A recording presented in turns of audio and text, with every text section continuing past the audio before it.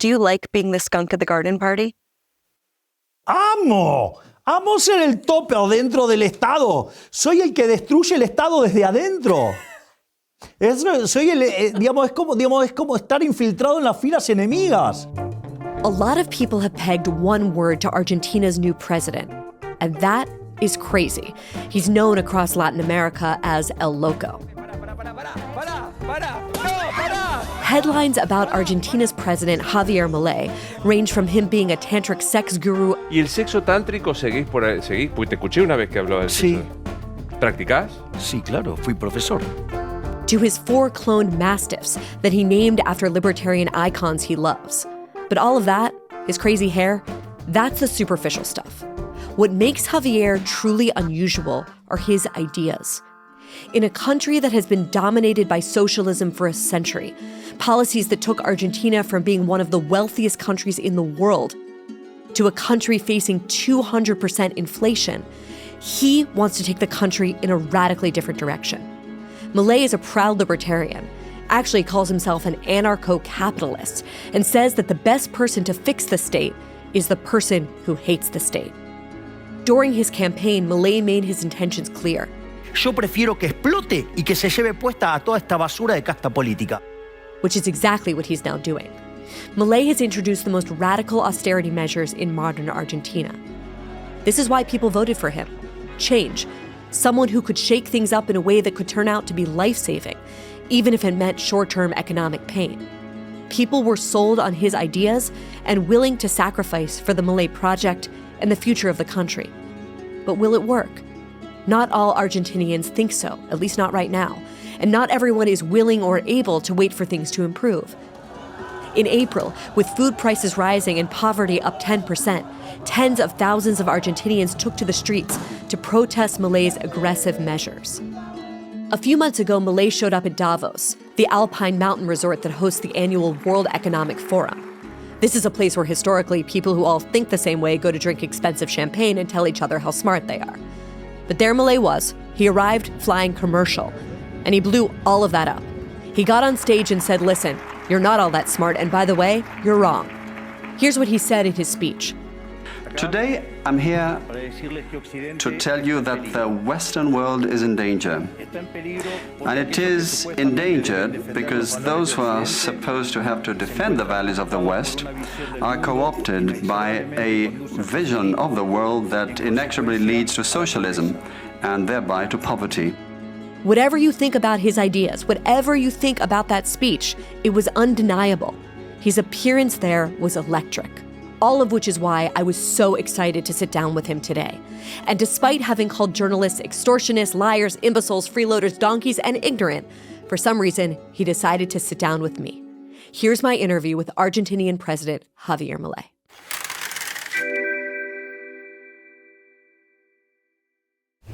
President Milei, welcome to Honestly. Muchísimas gracias. Es un placer para mí estar aquí. I know you've been in meetings today with Mark Zuckerberg and other leaders in Silicon Valley. Earlier this week, you spoke down the road at Stanford University. For months, students at that university have been calling for intifada. They've been chanting on behalf of groups like Hamas. These are meant to be some of the best and brightest students, not just in America, but in the entire West. And I wonder how you understand the appeal of intifada and the sort of self-destructive impulse that's taken hold among so many of the smartest people in this country and across the Western world. Si usted recuerda, cuando yo fui a Davos, mi conferencia arrancó diciendo que Occidente está en peligro, porque básicamente estábamos poniendo trabas y estábamos torpedeando aquellos valores que hicieron grande a Occidente. Y eso está ocurriendo porque básicamente el socialismo ha ganado la batalla cultural. Equivocadamente, los liberales o libertarios creímos que con la caída del muro compramos la idea de Fukuyama, el fin de la historia, y que el socialismo estaba literalmente muerto.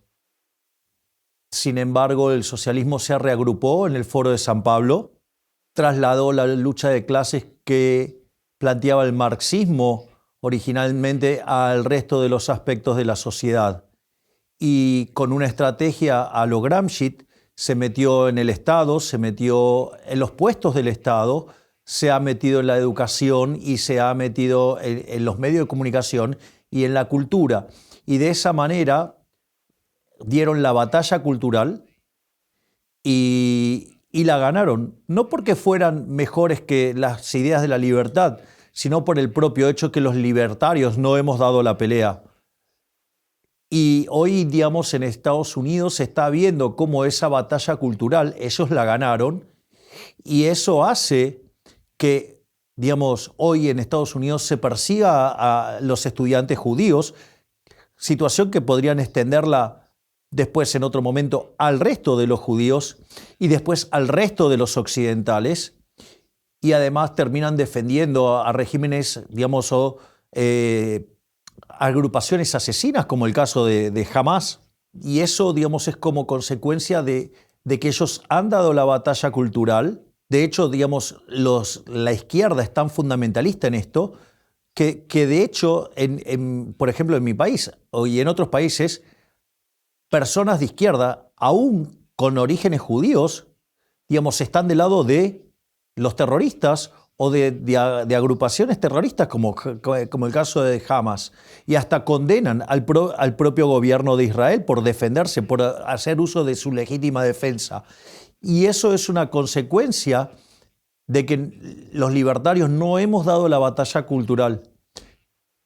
Y por eso yo en Davos dije, Occidente está en peligro. Pero hay dos cosas muy positivas. En primer lugar, alguien que viene desde la batalla cultural, como es mi caso, y que parecía imposible que llegara al poder, digamos, llegué a ser presidente de un país que durante 100 años abrazó estas ideas nefastas y socialistas que han hecho de que Argentina, de ser el país más rico del mundo, se convirtiera en el 140 y que hoy tenemos 55% de pobres y 15% indigentes. Lo que yo estoy alertando es que no hace falta que el mundo tenga que sufrir semejante debacle para escapar de las ideas del socialismo. Y una de las cosas que yo suelo decir, digamos, yo vengo de un futuro apocalíptico para evitarlo. Algo así como la historia de Terminator. Bueno, de hecho, Schwarzenegger es libertario.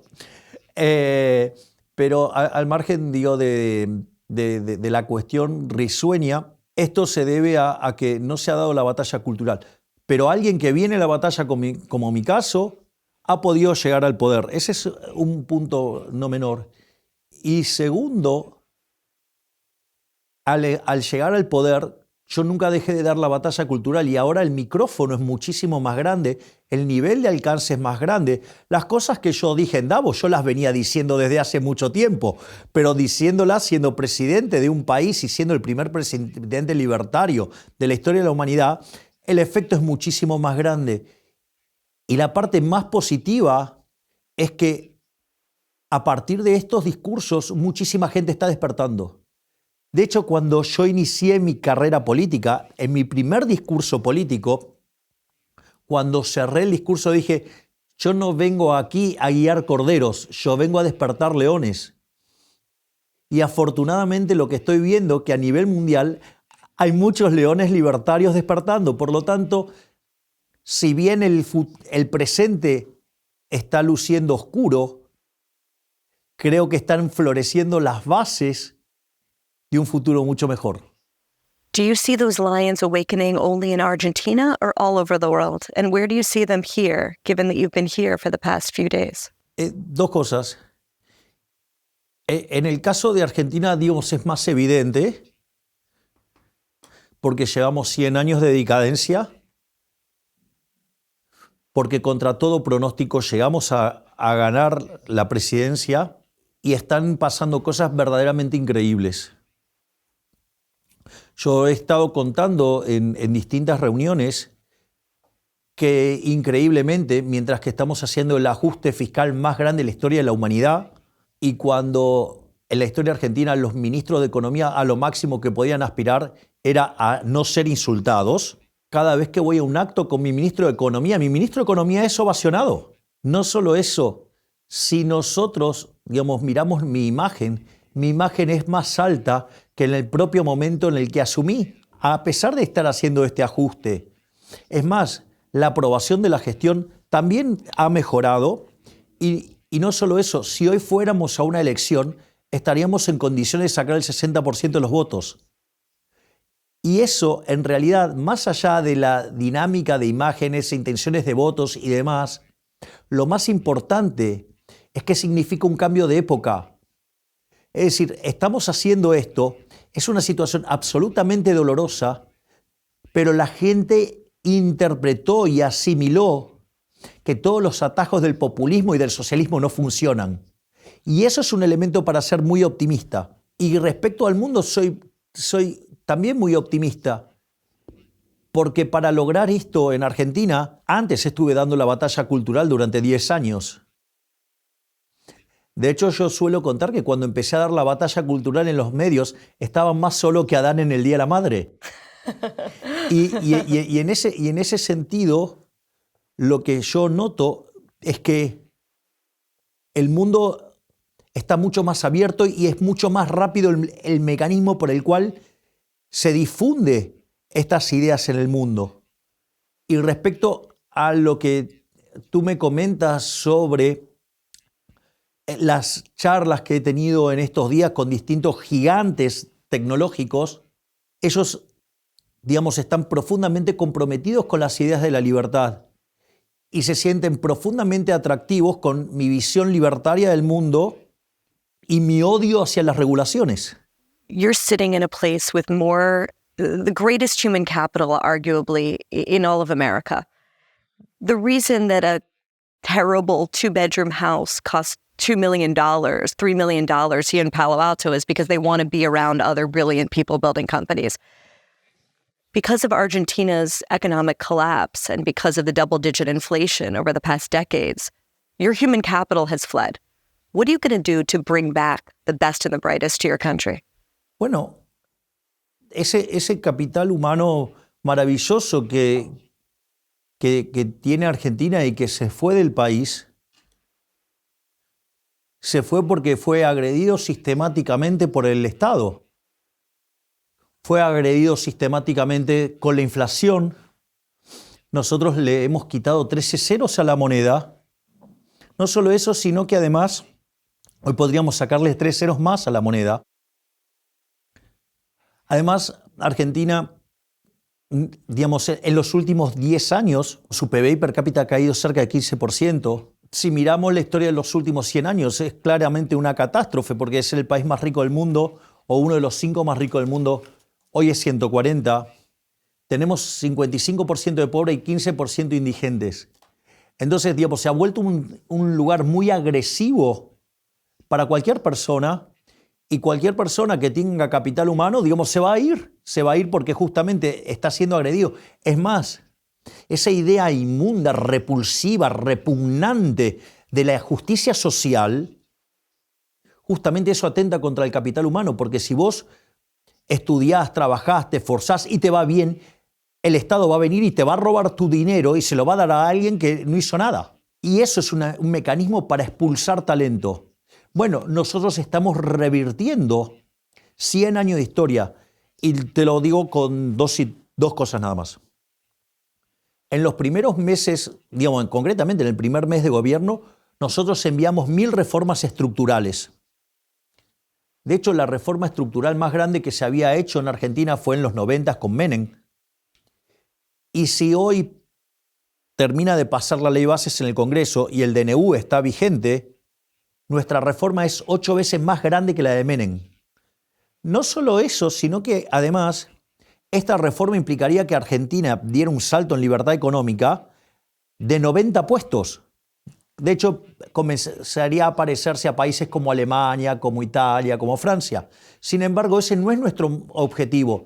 Nosotros queremos ser el país con máxima libertad económica del mundo. Es decir, replicar el milagro, por ejemplo, de Irlanda, que es ser el país más miserable de Europa, hoy tiene un PIB per cápita 50% mayor que el de Estados Unidos, o ser como Suiza, ¿sí? Digamos, o ser como Luxemburgo, o ser como Australia o como Nueva Zelanda, digamos, a pesar de las retracciones que están teniendo en términos de libertad económica. Pero aun cuando esos fueran buenos modelos, nosotros somos mucho más ambiciosos.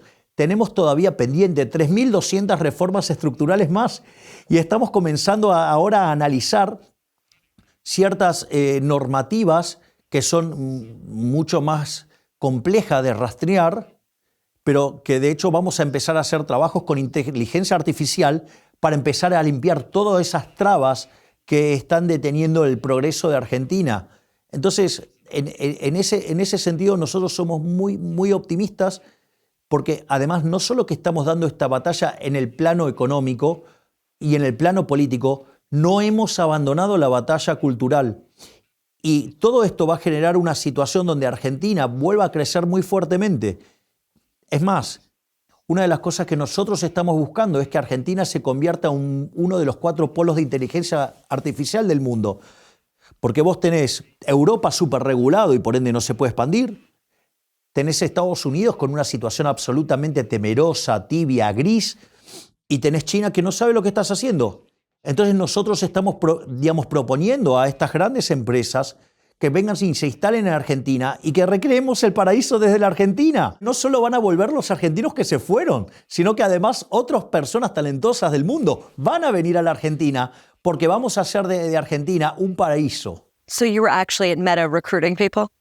No, los estoy convenciendo para que vengan. No solo a la gente de Meta, sino a la gente de Apple y a la gente de Google, digamos, y también digamos, a las empresas de Elon Musk. Nunca en la historia de Argentina un presidente tuvo la posibilidad de hablar con todos los empresarios más importantes del mundo. Por lo tanto, digamos, esto es bastante novedoso. Quiere decir que somos un caso interesante. There's a few numbers I just want to read to you. Last year, the price of milk went up 186% in your country. The price of eggs increased by 280%. For comparison, in last year in America, eggs increased by 30% and people lost their minds. I listened to an interview with an Argentinian shopkeeper who said he's basically stopping to put price tags on things because that's how quickly the prices are going up.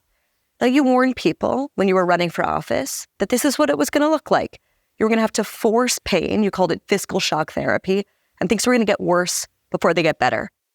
But now people in your country are saying, I can't afford milk. I can't afford eggs. I can't afford meat. What do you say to the people who are so far away from this economic vision that you're heralding? Bien, en primer lugar, lo que hay que tener claro cuál es la situación en la cual nosotros asumimos. Cuando un país tiene déficits gemelos, o sea, fiscal y externo, por 4 puntos del PBI, es una alerta amarilla. Cuando usted tiene un déficit de 8 puntos del PBI, es una alerta roja y usted va a ir a una crisis enorme, como las grandes crisis que tuvo Argentina. Nosotros heredamos 17 puntos del PBI. No entra en la cabeza de ningún humano el tamaño del problema que hemos heredado. De esos 17 puntos, 15 eran generados por el gobierno, donde 5 estaban en el Tesoro y 10 en el Banco Central. Entonces, la pregunta es, nosotros teníamos ese déficit de 15 puntos del PBI que teníamos que enfrentar. Al mismo tiempo, la inflación, cuando nosotros llegamos, por ejemplo, en diciembre, en mayorista fue 54% mensual. Eso anualizado da 17.000%. Por lo tanto, digamos, Argentina estaba camino a una hiperinflación que iba a dejar 95% de pobres y 60% de indigentes. Eso era lo que nosotros enfrentábamos. Como consecuencia de ello, nosotros decidimos hacer un ajuste fiscal de shock por varias cuestiones.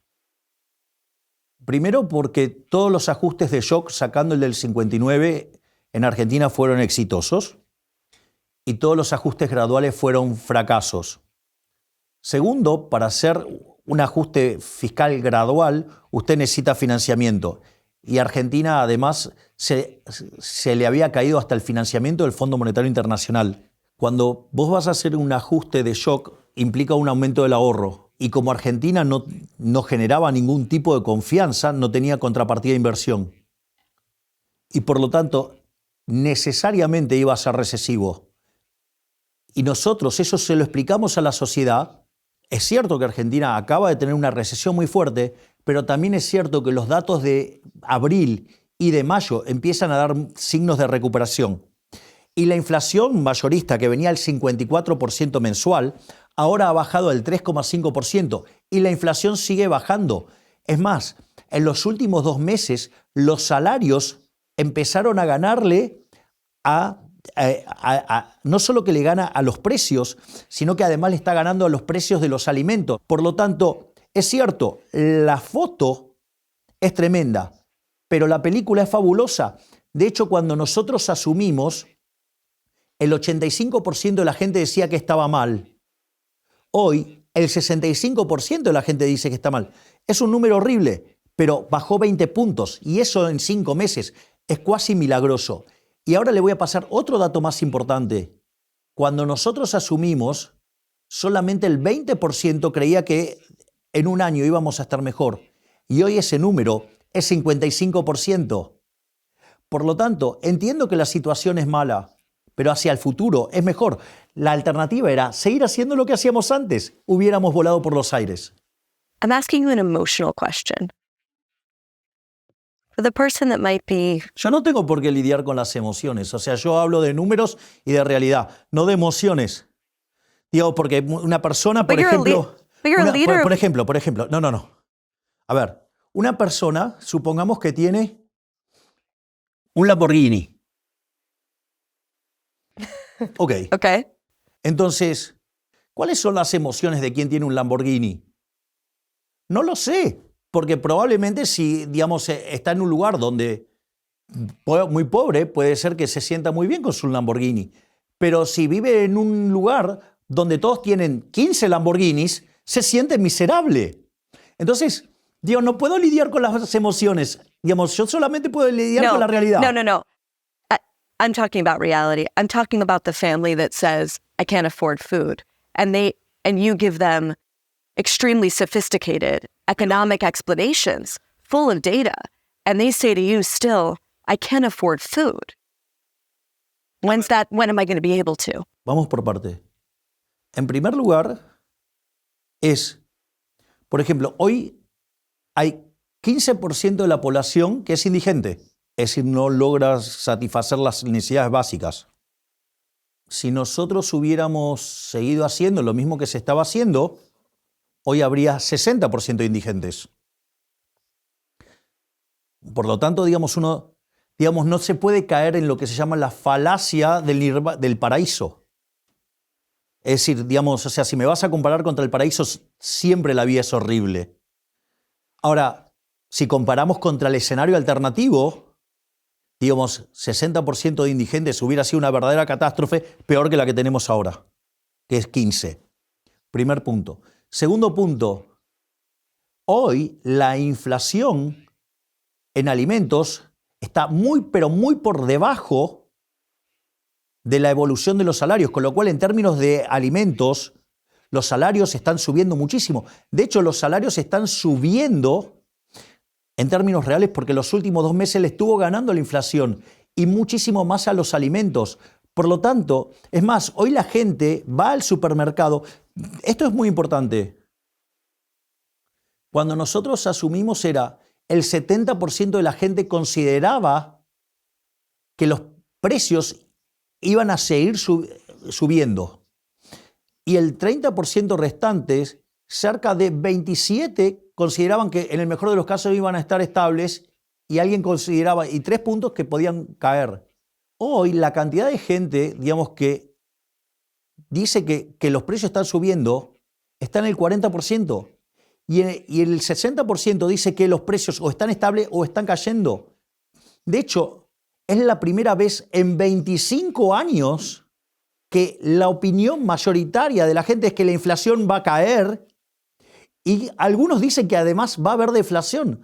Por lo tanto, digamos, está funcionando. La gente lo está viendo. Que no lo vean los medios de comunicación a los que les quitamos la pauta publicitaria y mienten acerca de las cosas que hacemos, es un problema de los medios de comunicación que mienten porque se quedaron sin el dinero del Estado. Pero la realidad, digamos, les rompe los ojos todo el tiempo. Es decir, yo entiendo que a los medios de comunicación yo les resulto horrible porque les quité el dinero del Estado. Es decir, yo creo verdaderamente en la prensa libre y cuando la prensa recibe dinero del Estado no es libre, es esclava del Estado. Entonces nosotros le quitamos la pauta y por eso mienten. Digamos, si fuera cierto lo que dicen los medios, en realidad este gobierno ya hubiera estallado y sin embargo todo el tiempo mi imagen crece. You describe yourself as an anarcho-capitalist. Someone who thinks centralized states should be abolished, that private corporations should fulfill all of the state's current duties, like schooling, defense, and building roads. Are there certain things, though, that the state must do? And what are those things? Hay que separar en dos dimensiones. Una cosa es mi posición filosófica. Es decir, claramente yo filosóficamente soy anarcocapitalista. Considero que el Estado es una organización criminal. Por ejemplo, ¿vos estás a favor del robo? No. Ok, yo tampoco. Sin embargo, vos los impuestos no los pagás voluntariamente. Es decir, si vos no pagás tus impuestos vas presa. Correct. Es decir, con lo cual, la contracara de eso es que hay violencia institucionalizada. Es decir, lo que pasa es que hay ladrones con licencia, el Estado, y hay ladrones sin licencia. Pero en realidad, digamos, vos podrías tomar una banda de ladrones y si se autoproclama el Estado no tendría ninguna diferencia con lo que es el Estado. Y eso, digamos, o sea, los libertarios anarcocapitalistas entendemos que entonces el Estado es una organización violenta que vive de una fuente coactiva de ingresos llamado impuestos. Digamos, los impuestos no lucen algo muy amigable. De hecho, es una rémora de la esclavitud. Pero ese es un mundo ideal. Y yo entiendo que ese es un mundo ideal. Y es el ideal al que yo apunto. Y en el mundo real tiene muchas complicaciones. De hecho, en la vida real yo soy minarquista. Uno tiene que fijarse ese norte y diseñar sus políticas para alcanzar la libertad. Porque también me parece una posición absolutamente estúpida la de algunos libertarios que ellos dicen, no, bueno, hay que permanecer afuera, o sea, los agoristas. Yo diría que los agoristas, más que agoristas, son estúpidos. Porque yo conozco un agorista, por ejemplo, que él se considera agorista y que hay que luchar contra el Estado. Y en el medio de la pandemia estaba haciendo una fiesta, lo cual estaba prohibido, y casualmente lo llamé por teléfono para saludarlo y justo lo había ido a ver la policía. Y este tan agorista y que estaba dispuesto a pelearse contra el Estado, por poco se orinaba encima. Entonces, o aquellos que dicen no, que la posición de un verdadero libertario debería ser cambiar el sistema. Ahora, el sistema se cambia estando adentro, no desde afuera. Es decir, ningún político va a cambiar un sistema que lo beneficia en favor de la gente porque él tiene el poder de hacerlo. Entonces, lo voy a hacer con un ejemplo más fácil. En Argentina el soccer, el fútbol es el deporte más popular. No. Cuando vas a un estadio de fútbol, es un hermoso espectáculo, muchísima gente en las gradas, muy colorido, la gente canta canciones muy lindas, pero si tú pones el balón en el medio del campo, por más que la gente grite, por más que agite sus banderas y todo lo que sea, la pelota no se mueve. Si vos querés ganar el partido, necesitas jugadores. En el seleccionado argentino los goles los hace Messi. Es decir, necesitas que alguien haga los goles. Entonces, esa idea de que desde la tribuna podés cambiar algo es estúpido. Mucho más estúpido es creer que lo podés hacer desde, digamos, sentado en el living de tu casa. Entonces, la única forma de modificar esto es meterte dentro del sistema y disputarle el poder, porque si no, no lo vas a cambiar. Why do you think libertarians in America are such losers? In other words, the Libertarian Party, they've never won anything. They have no influence. And yet some of the most brilliant people I know are libertarians. I'm picking up on what you're saying, that libertarians in general tend to sort of be critics from the stand and not in the arena.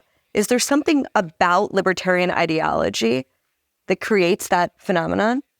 Sí, claro, porque odiamos al Estado.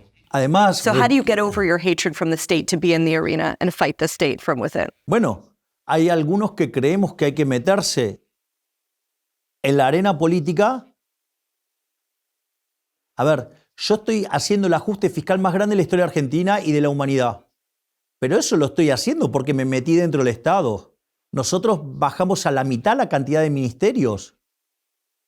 Todos los meses echamos empleados públicos. Todo el tiempo estamos, eliminando regulaciones. Estamos eliminando mucha corrupción. Eso desde afuera no se puede hacer. Claramente que usted puede hacer un montón de críticas. Si yo me pusiera en una posición libertaria ridículamente purista, no podría cambiar nada. Porque entonces no tendría que estar. Y entonces le estaría regalando el terreno a los socialistas. Porque hay algo que hay que entender, es que el poder es un juego suma cero. Y si no lo tenemos los que estamos a la derecha, lo van a tener los de la izquierda.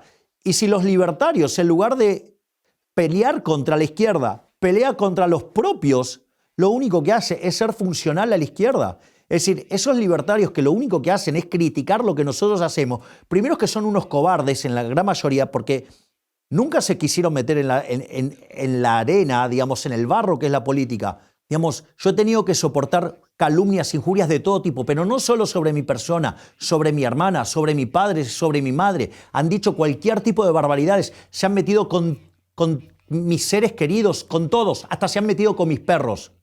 Es decir, hasta violando la propia Constitución Nacional que dice que las acciones privadas están, reservadas a lo privado y a la conciencia y a la voluntad de Dios.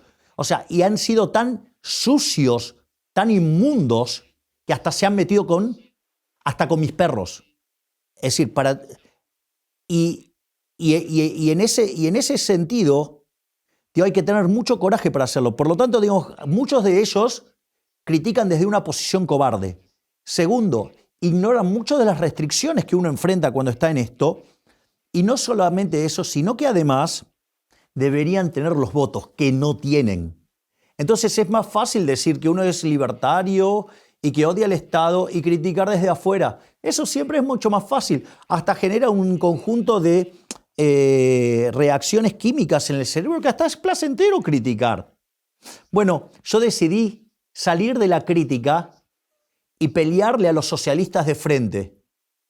Y afortunadamente no solo estamos siendo muy exitosos en Argentina, sino que además hemos expandido este supuesto fenómeno barrial a todo el mundo. ¿O acaso tú desconoces lo que pasó luego de que pasé por Davos? ¿O acaso desconoces lo que pasó luego de que estuve en CPAC, Washington? ¿O acaso desconoces lo que pasó en el Instituto Milken o lo que pasó ayer en Stanford? I've seen all of it. Do you like being the skunk at the garden party? ¡Amo! ¡Amo ser el tope adentro del Estado! Soy el que destruye el Estado desde adentro. Es como estar infiltrado en las filas enemigas. Es decir, la reforma del Estado la tiene que hacer alguien que odie el Estado. Y yo odio tanto al Estado que estoy dispuesto a soportar todo este tipo de mentiras, calumnias, injurias, tanto sobre mi persona como mis seres más queridos, que son mi hermana y mis perros y mis padres, con tal de destruir al Estado. Of all of the things that's getting under your skin, why the criticism of your dogs? Porque saben que son mis seres más queridos y son tan sucios, tan bajos y tan miserables que se meten con mi vida privada, algo que no deberían hacer, y llegan al límite de meterse con mis perros. Les voy a dar un ejemplo, solamente un ejemplo. Obviamente yo cuido mucho de mis perros y tengo todo un equipo de veterinarios que se ocupan de cuidarlos, lo cual además lo pago con mi propio dinero. Por ejemplo, a una de las veterinarias que vienen a cuidar a mis perros, la han estado llamando 30 veces por día. Esa basura de periodistas que no son periodistas, sino que son operadores políticos. ¿A vos te parece normal que un periodista llame 30 veces a una persona durante toda una semana? ¿Todos los días 30 veces? ¿No te parece que es invasivo? ¿No te parece que es agresivo? Digamos, que se metan, digamos, con los aspectos de mi vida privada. ¿Qué les importa si yo no afecto la vida de nadie, no afecto la libertad de nadie ni la propiedad de nadie? Digo, ¿por qué se meten conmigo? Bueno, lo hacen porque son parte del sistema político. No es la forma, digamos, en la cual se debe jugar. One of the things that's interesting to me about your worldview is that you combine sort of this ultra free market economic strategy with what in America we would call extreme anti-wokeness. And here in the States, at least, free market capitalism is usually associated with liberalism. But you have railed against, quote unquote, shit libs. Can you explain why you think economic libertarianism and anti-wokeism, for lack of a better term, go together? Because for many people here in the States, that's not a natural pairing. A ver, la forma en la cual se ha educado la gente no está educada, digamos, en la plena libertad. Y el mundo que yo estoy proponiendo es un mundo más libre. Entonces, por eso también es tan importante, digamos, la batalla cultural. La batalla cultural es parte de mostrarle al mundo que durante muchísimos años estuvo equivocado.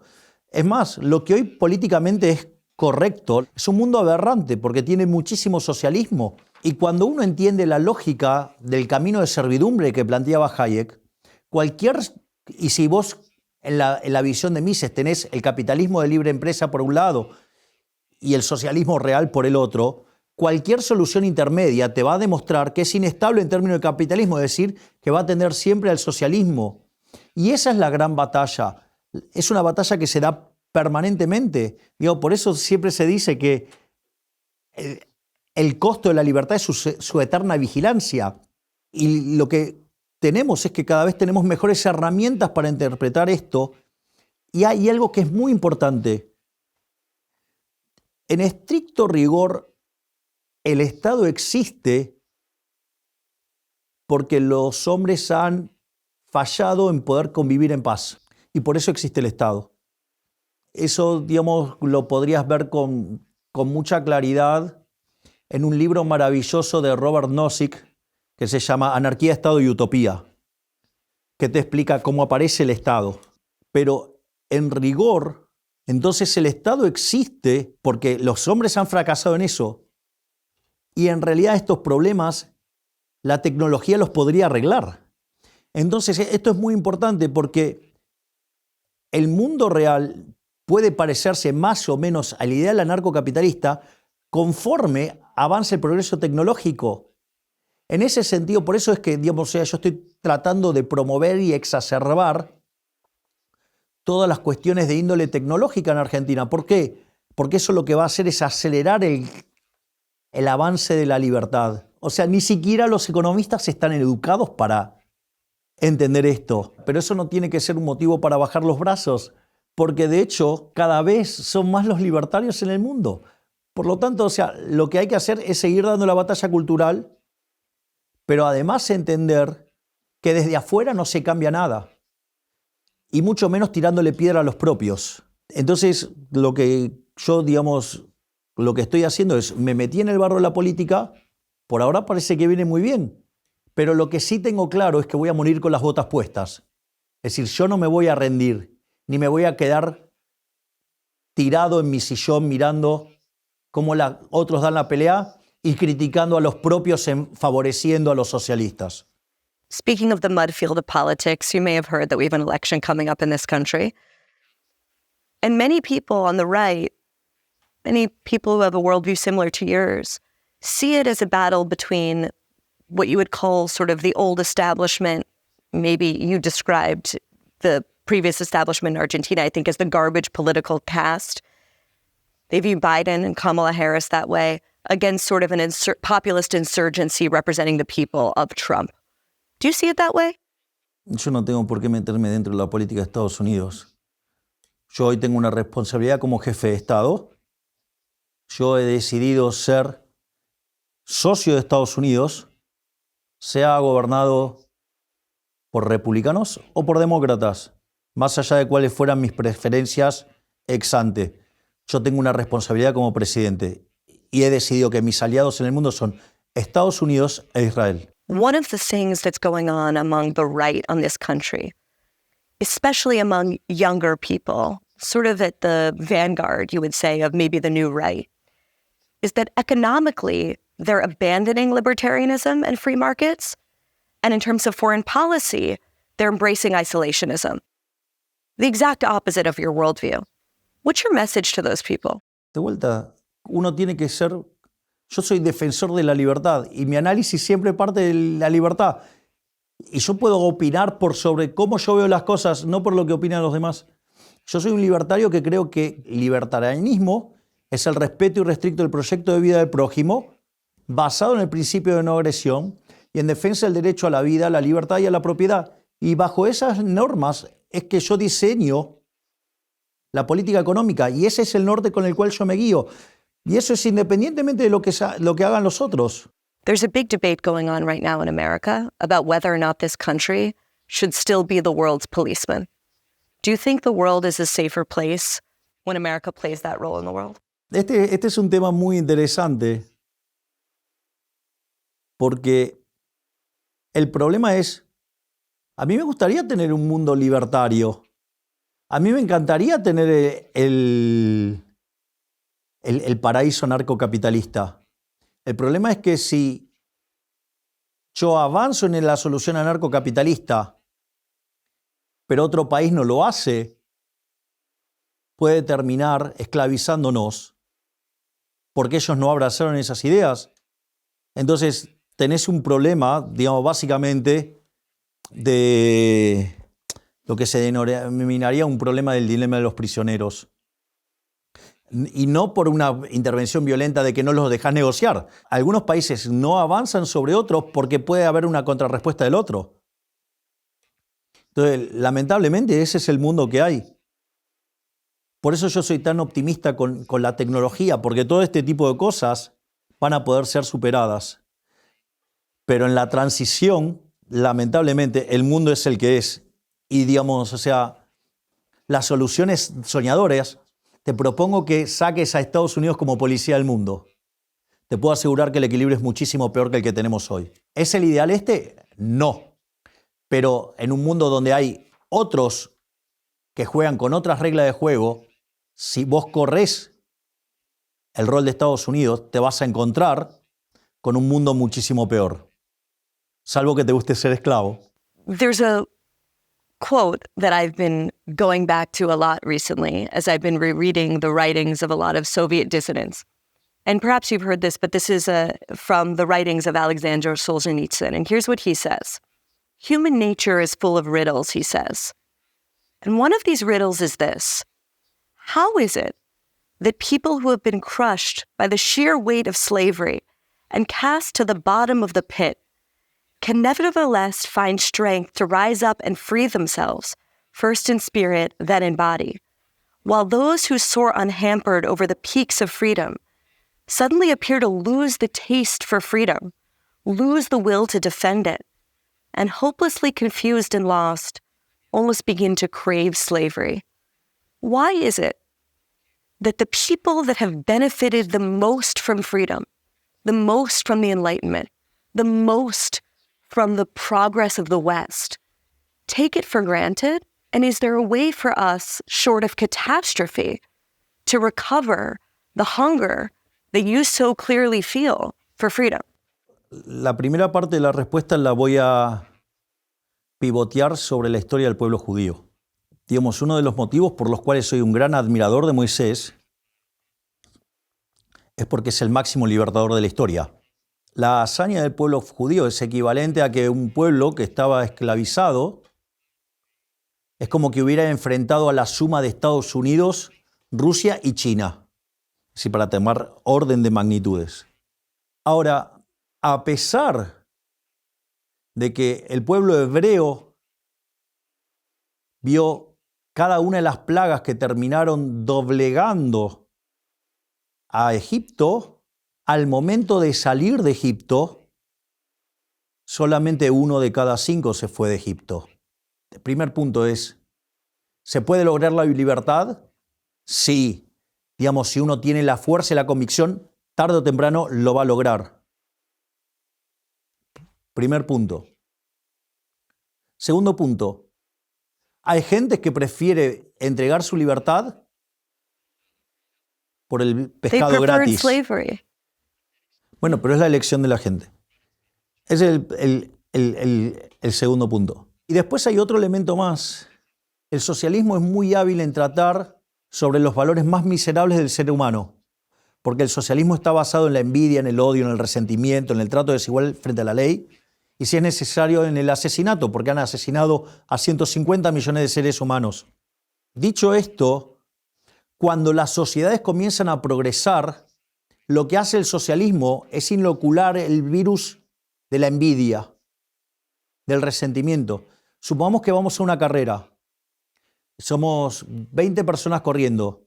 ¿Cuántas personas pueden ganar la carrera? Una, solo una.